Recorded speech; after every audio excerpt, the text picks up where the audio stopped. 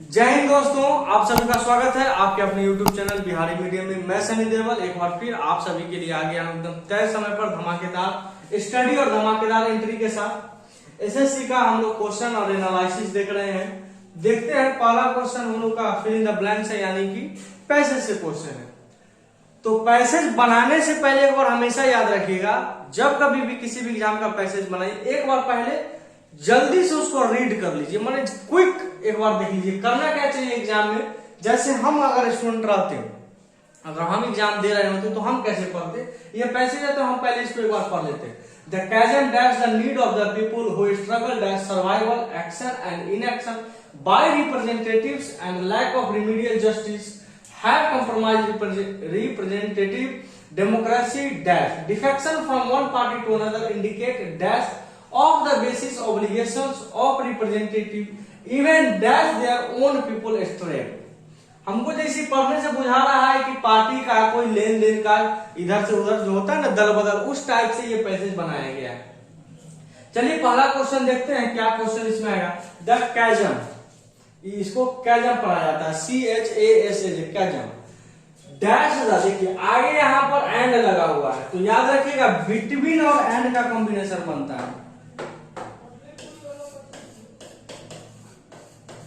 Between and का combination होता है, फ्रॉम एंड टू का कॉम्बिनेशन होता है, आइदर और का कॉम्बिनेशन होता है, नाइदर और नॉर का कॉम्बिनेशन होता है। तो ये कॉम्बिनेशन होता है, तो इसका सही आंसर जो होगा मेरे भाई वो हो जाएगा आपका बिटवीन। क्या हो जाएगा? बिटवीन इसका आंसर होगा, यानी कि कह सकते हैं The chasm between the needs of the people who struggle। Struggle के बाद अब दूसरा ऑप्शन है सर्वाइवल एक्शन एंड, तो बिटवीन एंड इसका सही कॉम्बिनेशन होगा। तो फर्स्ट क्वेश्चन का आंसर हो गया बिटवीन एंड। सेकंड क्वेश्चन देखते हैं। The chasm between the needs of the people who struggle। अब स्ट्रगल आपको पता होगा ये फिक्स प्रीपोजिशन होता है, स्ट्रगल फॉर, स्ट्रगल फॉर इसका मतलब होता है स्ट्रगल फॉर। किसी चीज के लिए आप स्ट्रगल करते हैं तो उसके लिए कहते हैं स्ट्रगल फॉर। तो यहां पर हो जाएगा who struggle for survival action and inaction. जो सर्वाइवल स्ट्रगल करते हैं सर्वाइव करने के लिए एक्शन और इनएक्शन बाय रिप्रेजेंटेटिव्स, यानी प्रतिनिधित्व के द्वारा एक्शन सर्वाइवल का प्रतिनिधित्व। The chasm between the needs of the people who struggle for survival action and inaction by representative and a lack of remedial justice have compromised represented democracy। देखिए democracy too much really और too much कोई democracy का मतलब था लोकतंत्र, तो democracy enormously यानी बहुत जोरों से जो चल रहा है, सुपरलेटिव यहाँ पर कॉम्बिनेशन बन ही नहीं रहा है। तो ये सब वर्ड मीनिंग बेस्ड है, तो यहाँ पर आपको वर्ड का मीनिंग समझ कर डायरेक्ट बना देना होगा। तो यहाँ पर होगा इनॉर्मसली। चलिए defection from one party to another indicate, याद रखिएगा एक डिफेक्शन का मतलब होता है दल बदल, एक पार्टी से जो दूसरे पार्टी में जाता है। यहाँ पर एक्सेप्टेंस इम्ब्रेस का सेम मतलब होता है। यहाँ पर एक्सेप्टेंस और इम्ब्रेस का मतलब होता है लगाव, या किसी से आप गठबंधन करते हैं, किसी से मेल मिलाप के सेंस में आता है एक्सेप्टेंस। और एस्पाउजल का भी मतलब सेम होता है, यानी एक ही ऑप्शन इसका क्वेश्चन से कोई लेना, सीधा रिनंसिएशन मान लीजिए, इसका मतलब होता है त्याग। इसका मतलब रिनंसिएशन का मतलब होता है त्याग। बाकी वो तीनों का सेम मीनिंग है, तो यहां से इस प्रकार से भी हम लोग क्वेश्चन को बना सकते थे।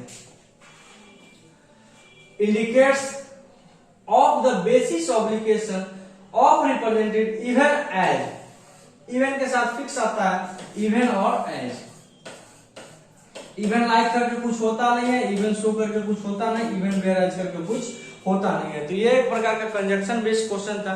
याद रखिएगा एक पैसेज में बनाने का तरीका है, दो तीन आपका ग्रामर से दे देगा, एक दो वर्ड मीनिंग से दे देगा और एक दो ऐसे ही दे देगा जिसको कोई मतलब ही नहीं है।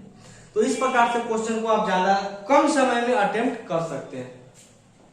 चलिए फोमेंट, ये साइलेंस पूछ रहा है फोमेंट का मतलब क्या होता है। तो फोमेंट का मतलब होता है उकसाना, किसी चीज को बेचैन करना, उकसाना।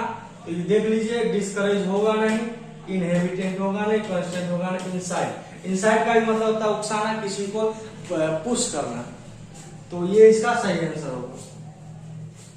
डोंट, डोंट का मतलब होता है किसी को डिस्करेज के सेंस में आता है। देखिए चीयर, ये एंटोनिम्स है।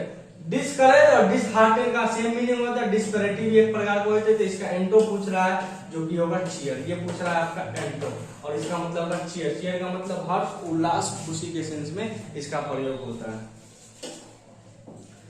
ये वन वर्ड सब डिस्ट्रीब्यूशन है। A new project of business activity involving some risk, एक ऐसा धंधा जहां पर रिस्क भरा हो। शुरुआत में जो भी काम आप करते हैं उसमें रिस्क से रिलेटेड काम होता है, तो उसके लिए क्या प्रयोग होता है? एंटरप्रेन्योर का मतलब होता है, ये तो उद्यमी होता है जो बिजनेसमैन होते हैं। एक्सपेरिमेंट, जो आप एक्सपेरिमेंट करते हैं, तो ये वेंचर, वेंचर का एग्जैक्ट अगर मीनिंग की बात करें तो जोखिम भरा काम। जैसे आप एडवेंचर भी करते हैं, क्या करते हैं? एक वर्ड है adventure,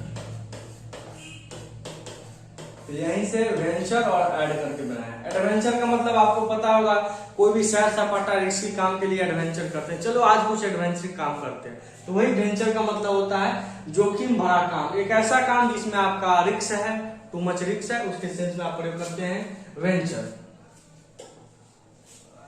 one who pretends to be what he is not. Optimist मतलब आशावादी, फैनेटिक मतलब कट्टर, स्टोइक मतलब जो अपने आप से मतलब रखता है। हाइपोक्राइट इसका सही आंसर होगा। क्या इसका आंसर सही होगा? हाइपोक्राइट।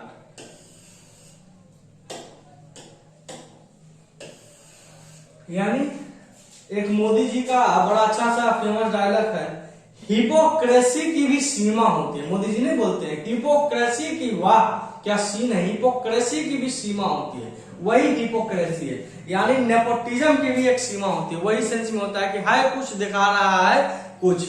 एक कहावत है बड़ा अच्छा, गांव में हम लोग के, आप सब बड़ा अच्छा सा, हम भूल रहे हैं, हमको याद नहीं आ रहा, कभी याद आएगा तो बताएंगे।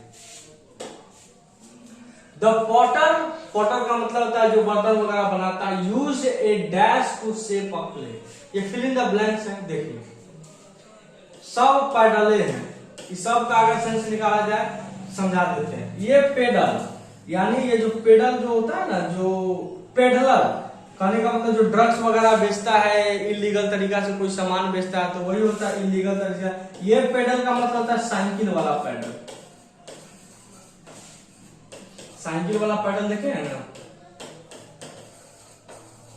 और ये पैडल का मतलब होता है मेरे भाई, जहां पर थोड़ा थोड़ा आप देखे होंगे रोड इस तरह से बना होता है, वहां पर थोड़ा थोड़ा पानी जम जाता है, पानी बरसात हुआ था थोड़ा थोड़ा पानी जम जाता है, वो ये पैडल होता है। और ये पैडल का मतलब होता है कि जो नाव वगैरह में इस प्रकार से आप देखते होंगे दोनों तरफ से रहता है, जो इस तरह से चलाते हैं, नाव में देखते होंगे ना, इस प्रकार से जो चलाते हैं उसको कहते हैं PADDLE। और ये पैडल का मतलब होता है जो रोड पर जब बारिश वगैरह आता है तो थोड़ा थोड़ा पानी जम जाता है, तो ये तो जो पॉटर है वो पानी तो ये नहीं होगा, ये पेडलर ये होगा नहीं, और ये पैडल तो ये तो नाव के तो एक ही बचता है। ये जो साइकिल वाला पेडल है वो उसका इस्तेमाल कर रहा है बर्तन को बचाने के लिए। आपको पता होगा हम भी एक कुम्हारी है, जो ये चाक होता है, ये जो चाक होता है इस पर नचता है, तो इसको नचाने के लिए या तो मोटर की आवश्यकता, पुराने जमाने में तो हाथ से इस तरह से नचता है, अब मोटर से, अब नहीं तो साइकिल का पैडल को इस तरह से सिस्टम कर दिया जाता है कि आप नीचे से घुमा रहे हैं और ये घूम रहा है,